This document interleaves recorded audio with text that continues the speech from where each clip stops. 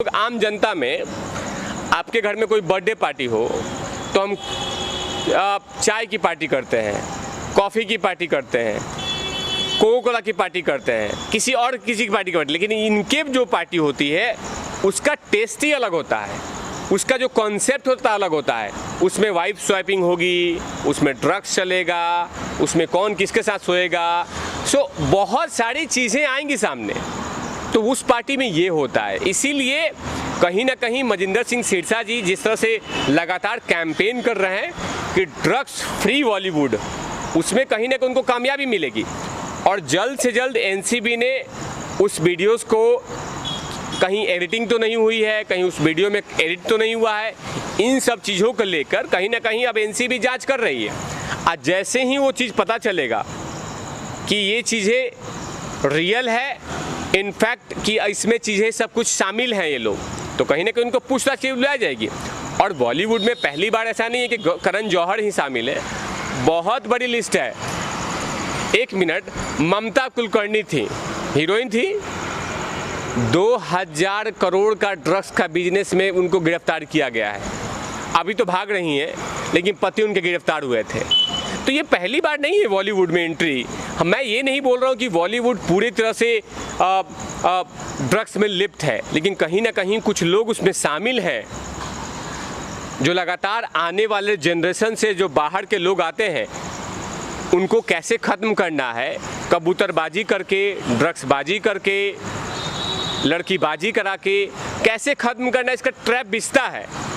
इसी कारण उसमें सबसे ऊपर में करण जौहर है, जिनका ये वीडियोज वायरल हो रहे हैं। वो भी घर पे पार्टी कर रहे थे।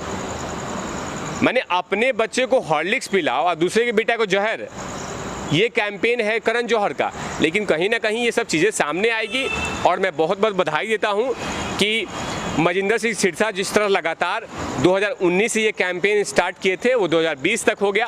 और कहीं ना कहीं अब एनसीबी को भी लगा है कि ड्रग्स का बहुत बड़ा प्रचलन, बहुत बड़ी प्रथा, बहुत बड़ी सोच, बहुत बड़ा कंजम्पशन बॉलीवुड में होता है। तिवारी जी, लेकिन सवाल ये समझ नहीं आता कि जया बच्चन को क्या उनकी थाली में ये जो ड्रग्स की थाली है ये नहीं दिखती कि इतना ड्रग्स लिया जा रहा है कंज्यूमर? देखिए, जया बच्चन जी को ड्रग्स कुछ मतलब नहीं है, उनके लिए वो इम्पॉर्टेंट नहीं है।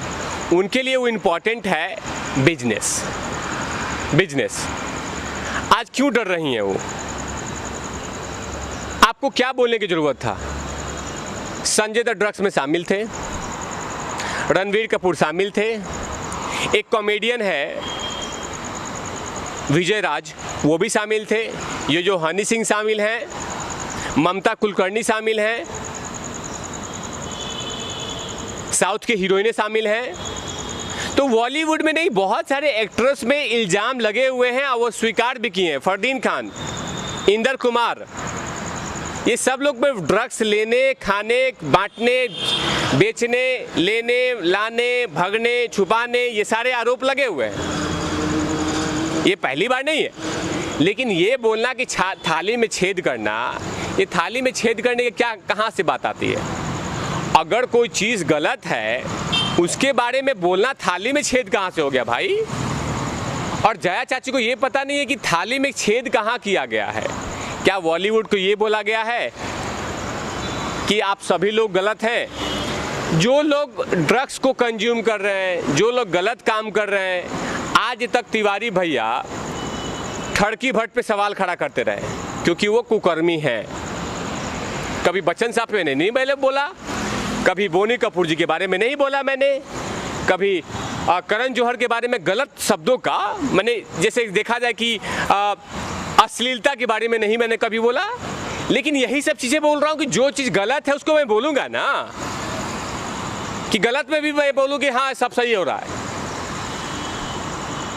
अब मान लीजिए कि बॉलीवुड में आज सुशांत सिंह राजपूत को न्याय दिलाने के लिए अगर कोई मांग कर रहा है तो क्या गलत है?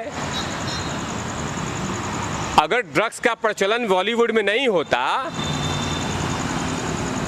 तो इतने सारे जो नाम मैं बता रहा हूँ, संजय दत्त, इंद्र कुमार हीरो है, ममता कुलकर्णी, यो हनी सिंह, विजय राज, बहुत सारे मॉडल, जिया खान, नहीं एक मिनट पत्रकार महोदय, जिया खान, इतने सबका नाम मैं ले रहा हूँ, तो कहीं ना कहीं एक रणबीर कपूर, डॉक्टर दीपिका पादुकोण, तो ये बहुत सारे लोग जो हैं, मैं जिनका नाम ले रहा हूँ, स्वीकार किए हैं लोग कि हाँ मैं कभी कभी स्ट्रेस हटाने के लिए मैं ड्रग्स लेती थी या लेता था। तो ये पहली बार नहीं है। तो इसमें थाली छेद करना, कटोरी छेद करना, बर्तन छेद करना, पतीला छेद करना, ये क्या बोलने की ज़रूरत था जया चाची को सोचना चाहिए कि जो कोई मुद्दा उठा रहा, ये बात वहाँ पे है, वहाँ फल फूल रहा है, इसीलिए इस बातों को उठाया जा रहा है। अगर ड्रग्स का मुद्दा उठाया जा रहा है तो ड्रग्स का मुद्दा बॉलीवुड में फूल रहा है, फल रहा है, घूम रहा है, डेवलपमेंट कर रहा है। तो सवाल हमने यही पूछा था, या कंगना बहन लगातार सवाल कर रही हैं, या रवि किशन जी, तो इसमें गलत कहाँ है? लेकिन अननेसेसरी ये सब चीज़ों को बोलना कि थाली में छेद, इसमें छेद, उसमें छेद, जया चाची को सोचना चाहिए। अच्छा तिवारी जी, क्या लगता है जहर वाले जौहर को नहीं समझ आया कि ये जो वीडियो है जब बाहर आई है, वायरल हुई है और इस पर कंप्लेंट हुई, मुंबई पुलिस एक्शन नहीं लेती लेकिन एनसीबी चीफ उस पर तुरंत एक्शन लेते हैं? मुंबई पुलिस नहीं लेगी एक्शन, क्योंकि जो बॉलीवुड का ग्लैमरस है उसके इन्फ्लुएंस में मुंबई पुलिस है, चटुआ पुलिस। आपने कभी देखा होगा मुंबई पुलिस किसी भी कलाकार को पकड़ती है या गिरफ्तार करती है तो 5 से 10 दिनों में छोड़ देती है। मेहमान नवाजी, एक ड्रामा, एक हाइप्रोक्रेसी पाखंड हो गया कि हाँ मैंने गिरफ्तार किया था, लेकिन बाकी चीज़ों में तेज है। मैं बताता हूँ, एक उदाहरण देता हूँ। 2016 की घटना है, कंगना बहन ने अध्ययन सुमन के साथ एक इंटरव्यू दिया था कि अध्ययन सुमन ने दिया था कि मुझे कंगना बहन ड्रग्स देती थी, ड्रग्स लेती थी, ये वो ब्ला ब्ला ब्ला जो भी हो। उस मुद्दे को मुंबई पुलिस जांच कर रही है, 2016 की कांड। लेकिन 2019 का एक मुद्दा है जिसमें करण जौहर के घर में जहर की पार्टी चल रही थी, उसके बारे में मुंबई पुलिस जांच नहीं कर रही है। देखिए दोगला फेस कितना है कि एक तरफ कंगना का 2016 जिसका कि कोई तथ्य नहीं मिलेगा, कुछ भी नहीं मिलेगा, 4 साल पहले की जांच होगी, 4 साल पहले, और जो लेटेस्ट 1 साल भी नहीं कंप्लीट हुआ अभी, उस साल का वीडियो का क्लिपिंग मुंबई पुलिस के पास है। लेकिन मुंबई पुलिस हम जांच नहीं करेंगे, क्योंकि जो करण जौहर के घर से सूटकेस आता है वो चटुआ पुलिस में बढ़ जाता है, इसीलिए वो जांच नहीं करेगी। कंगना बहन सूटकेस नहीं देती हैं चटुआ पुलिस को।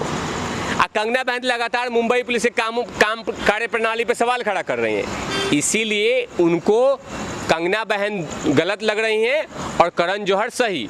अब अगर मुंबई पुलिस आप पूछेंगे तो वो बोलेगा कि तो हॉर्लिक्स का प्रचार हो रहा है वहाँ पे, वो हॉर्लिक्स की पार्टी हो रही थी, तो ये सब चीज़ें बातें होगी। बॉलीवुड में ड्रग्स का जो मुद्दा है, अगर वो संसद तक आ गया तो क्या बॉलीवुड को खतरा है कि इसमें बड़ी एक कार्रवाई हो सकती है? बिल्कुल, तभी तो सब लोग चले गए हैं यहाँ से, तभी तो सब लोग चले गए हैं, सभी लोग चले गए हैं। क्यों चले गए हैं? इसीलिए चले गए हैं। वो मुंबई छोड़ के आप कहीं दूसरे जगह चले गए हैं तो कहीं ना कहीं ये सब चीज़ें हैं कि वहाँ पे ये सब चीज़ें चल रही है, तभी वो डरे हुए हैं, सहमे हुए हैं। आज करण जौहर मुंबई छोड़ के चले गए, संजय दत्त चले गए, सलमान खान चले गए, ये सब लोग चले गए हैं तो कहीं ना कहीं सवाल उठ रहा है। सवाल जब उठ रहा है तभी तो ये भाग रहे हैं। अगर सवाल कोई कर रहा है तो इनको सामने आना चाहिए था, सामने से आके पूछना चाहिए था कि आखिर आप लोग जांच क्यों नहीं कराते हैं? अपना डोपिंग टेस्ट करा लो कि आप लोग कितना कंज्यूम करते हो, तो आप ये क्यों नहीं करा रहे हैं? बाकी चीज़ों के लिए आप जांच के लिए बोल देते हो। कोई अगर सरकार गलत करती है तो आप लोग बोलते हो इंग्लिश में कि सरकार की जांच कराइए बैठ के मुंबई में।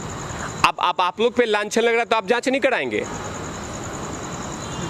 सवाल है कि अगर आप पे लांछन लगा है तो आप लोग एक काम करो, करण जौहर सारे मंडली को उठाएं, या जया प्रदा जी या जया बच्चन जी अमिताभ चाचा से बोले एक ट्रक कर दे, ट्रक को ले जाके सबको बैठाए और जांच करा ले, जो उसमें डोपिंग टेस्ट में पास या फेल होगा तो पता चल जाए कौन साफ है कौन गलत है। लेकिन सवाल है कि जया बच्चन जी के घर में ही ड्रग्स चल रहा है, जब उनकी बेटियां एंजॉय कर रही है, तो बाकी वो क्या बोलेंगे। हमने बॉलीवुड जैसे पवित्र जगहों को अपमान नहीं किया है, वो ठीक है, पवित्र है, पवित्र था, लेकिन जो उसमें गंदगी फैल रहा है उस पर सवाल खड़ा होगा ना। आज जो गंदगी है, अच्छी बात है, पूजनीय दादा साहब फाल्के जी ने बॉलीवुड को बनाया है तो कहीं ना कहीं बेहतरीन होगा, लेकिन जो गंदगी इकट्ठा हो रहा है, सब जगह गंदगी होता है, सब जगह गंदगी होता है। आप जैसे अभी आए हैं अपने घर से, इंटरव्यू ले रहे हैं, आपके सर पे गंदगी है, डस्ट लगा है, तो साफ नहीं करेंगे। तो मैंने हाथ मारने का मतलब क्या बाल उखाड़ रहे हैं? नहीं ना। मुंह धोते हैं ना, तो मुंह धोने का मतलब क्या चमड़ी घिसा रहा है? नहीं। हर जगह गंदगी इकट्ठा होती है, उसको सफाई करना पड़ता है, और उसमें यही हो रहा है। बॉलीवुड जैसे एक अच्छी चीज़ को गंदगी इकट्ठा हो रहा था, उसको साफ किया जा रहा है, साफ होनी चाहिए ना। बॉलीवुड ने मतलब एनसीबी ने बॉलीवुड में सफाई अभियान शुरू। बिल्कुल। आज देश के प्रधानमंत्री मोदी जी बोलते हमेशा से स्वच्छ भारत अभियान, तो स्वच्छ भारत अभियान का मतलब यही नहीं होता कि झाड़ू मारो सफाई करो। स्वच्छ का मतलब मन भी स्वच्छ होनी चाहिए। जैसे मैं आपको आप करके बात कर रहा हूँ, ये मन स्वच्छता है, ये स्वच्छ मन है। किसी के बारे में अच्छी विचार रखना स्वच्छ मन है। तो स्वच्छता अभियान का मतलब कि खाली झाड़ू पोछा नहीं करना है।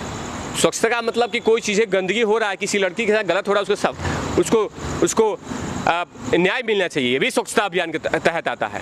स्वच्छ भारत, साफ भारत। तो वही बॉलीवुड में जो गंदगी इकट्ठा हुआ है, उसको कुदाल लेके एनसीबी लगातार सफाई कर रही है। अब वो दिन इंतज़ार कीजिए कि जल्द से जल्द बॉलीवुड में एक स्वच्छ माहौल मिलेगा।